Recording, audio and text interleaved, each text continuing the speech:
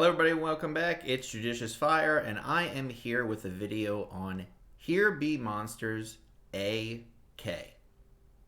This video is designed to help players to, 1, beat Here Be Monsters AK, and then there will be a supplement to this video on how you could get faster times on HBM AK if you've already beaten it. So 2 different strategies. One just to beat, second one to demolish. Please hit the subscribe button. We are on our way to 20K subs. We are also recruiting in the guild KOA here on the iOS server, 1.5 million might and above. Please apply. You can contact me on the Line app, JudiciousFire. Okay, we're going to look at HBM AK. If you choose to use this setup and these series of heroes and this base design, I'll be so bold as to say it'll see you through every single version of Here Be Monsters all the way through and up to AK. So this is like a universal design. If you can have these heroes and have them set up the right way, you'll fly through every version of Here Be Monsters all the way up to the most recent. Let's take a look at what it is we're trying to achieve. Okay, number 1, we're not fighting bad guys. We're not fighting heroes. We're fighting silence, and we're fighting the bad guy's ability to heal. Those are our 2 enemies, silence and healing. You look at it that way, you can't lose. You use heroes that are immune to silence, and you use some way to bring down the healing of the enemy. You do that, you're going to be good. Let's take a look at all the heroes that we can use in this game mode. Okay, heroes to use. Here to use would be Dynamica. Use him with an Empower. Put a Wicked Armor on him if you can. That way he's not going to be eaten, reflect, and deflect. Great hero to use. Boa Queen, great hero to use. Got an Empower. The Dragon's Cover could also be a Wicked Armor. Mad Inventor, excellent hero to use. Got a Dragon's Cover with an Empower insignia on him. If you're going to run a Pumpkin Duke and you want really, really fast times and you're willing to take that chance, make sure you get dodge on him, a lot of dodge, get his dodge up. Regen and a Dragon's Cover is probably best for him. He needs a little bit of damage reduction in addition to the ability to mitigate, reflect, and deflect. Athene is pretty good. Use her with a Flame Guard and an Empower. Levanica with a Dragon's Cover and a Soul Healer. Cosmo with a Dragon's Cover and an Empower. Anubis with an Empower and a Dragon's Cover or a Wicked Armor. Dove with an Empower, and I would only use Empower on Dovekeeper if you're fighting a computer-based game mode like Here Be Monsters or Hero Trials. And you could do a Brute Force, you could do a Vigorous Fury, you could do a Fiery Comet, you could do a Soul Healer, you could do nearly anything, just as long as you got the Empower on there. Ripper with an Empower and a Wicked Armor, could also be a Dragon's Cover, could also be a Sacred Light. Mike with a Sacred Light and an Empower, could also be a Soul Healer and an Empower, and thereby you don't sacrifice any of his deflection capability. Zeph with an Empower, and you can do, just like on Dove, nearly any insignia. You could do True Piety, you could do Fiery Comet, you could do Soul Healer, you could do Brute Force, you could do Vigorous Fury. Gunslinger, you got to get her dodge up high, just like Pumpkin Duke, if you want her to survive, but she's great for really fast times. We are looking at a Wicked Armor and a True Piety build. It could be a Sacred Light, it could be a Dragon's Cover, anything. You do not need Empower on Gunslinger. She auto-generates energy. Occultist works well, but not as well as Walla Walla. You've got an Empower as well as a Sacred Light on him. Don't worry about reflect and deflect. He's not much of an attacker. Walla with a Flame Guard, could also do a Dragon's Cover. I've got an Empower on him for the auto proc. Laz with a flame guard and a sacred light. Guy's not going to die. Bloody Mary. Bloody Mary goes well with a flame guard. She goes well with a dragon's cover. Goes well with an empower. Goes well with a wicked armor if you're running a flame guard setup. Rambard with an empower. With the empower, you can do almost anything with him. Even soul healer. I have a true piety. Just makes him a better, more effective Rambard. Boreal Fox. Boreal Fox with a dragon's cover and an empower. Could also be empower and wicked armor. Valiant Saintess with a flame guard or perhaps a dragon's cover, just like Bloody Mary. You could do an empower. You could do a wicked armor when you're running the flame guard. A Rune Master. Rune Master with a dragon's cover and an empower work very, very well. Great hero for this. Miss Magic, also a great addition to your team. Gives a big dodge boost. A little bit of a heal. She's not a replacement for a Walla. But you've got a dragon's cover on her and an empower, and she'll keep working throughout the whole game mode. Okay, I'm in base edit mode. This is a base design. I'm going to kind of drag up as slowly as possible for those who want to copy it. This is a base design that is not of my design. I want to be very clear about that. When AK first came out, this particular base design became very, very popular. I wish I could credit a particular player with its design. If you do know that particular player's identity and you don't mind sharing it in the comments below, that's great. Give a big shout out to the player who originally came up with this design. Again, it's just not mine. Just came from, being passed around the community. I thought it was a very good design in order to beat HBM AK, as well as all the Here Be monsters that come before it. And you will see that the walls are equally distributed at 4 mid corners of the board, the 4 sides of the board, if you will. And the buildings are primarily, there's a little bit of building for the bad guys to chew on at every corner.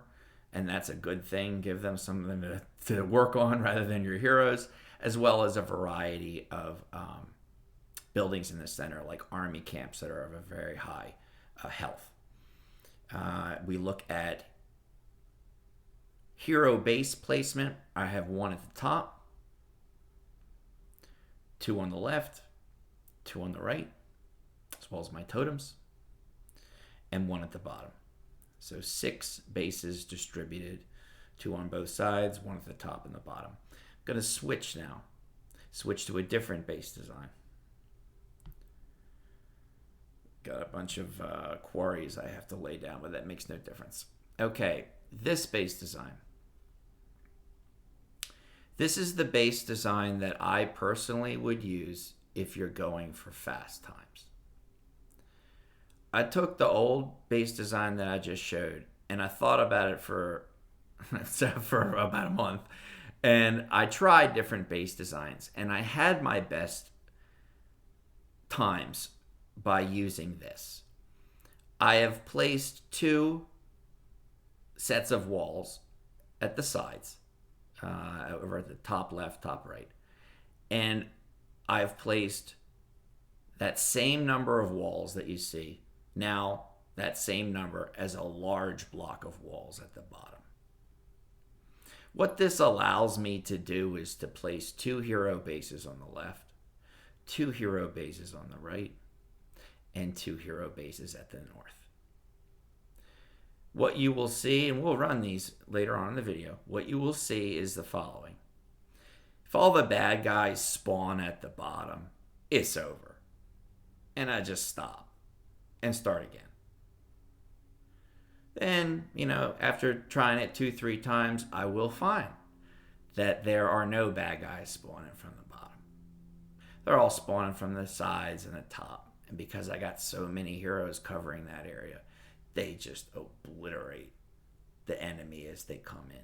So you are taking a chance that nobody's going to be spawning at the bottom. And if they do, it's going to be quick and they're going to be easily killed off. And it does work. So this particular base design, after a lot of tweaking over about a month's time, I came up with this based on the concept of the original. Okay, I'm not trying to take credit. It's just basis. Only 12 notes a man can play. So we've got buildings towards the interior, heroes towards the exterior. Let's build some teams, and let's just try to beat HBM AK. Okay, we go into AK5, and we have Zeph, and we have Boreal Fox. We have Dove and Walla. At the south, we have Valiant Saintist. At the top north, we have Laz. Still, we got a couple of buildings left. We didn't run it with any troops. Not giving the enemy anything more to chew on. Don't run with troops. It's a slow time, but it's just designed to beat it. And it should wrap up somewhere around like 2 minutes left. On all of these heroes, I have an Empower, either through talent or insignia, with the exception of Valiant Saintist, where I have Wicked Armor. I'm not really worried so much about Reflect or Deflect on the other guys. That's a victory on there. Let's try a different team. Okay, exact same team, only now we've made one change, and that was we took out Laz and we put in Rambard. Let's try with another group.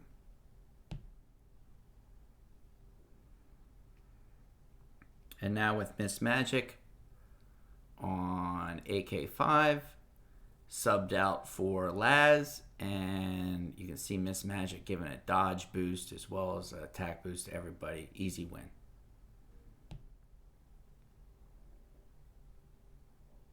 And with Rune Master, it's a win as well. Okay, now let's have some fun. Switched it over to the 3 corners base. I've got 2 heroes on the right, 2 on the left, 2 at the top. I threw in Dynamica. I threw in Bloody Mary. I put in Dovekeeper and Walla Walla, and I also put in Zeph and Valiant Saintist. I have distributed the heroes that do instantaneous kill damage, like Bloody Mary and Valiant Saintist. Let's see how we do. We're going for speed now. Nothing else. We will be slow on 1, 3, and 5 because we are dealing with a damage-capped hero. Damage-capped Archdemon.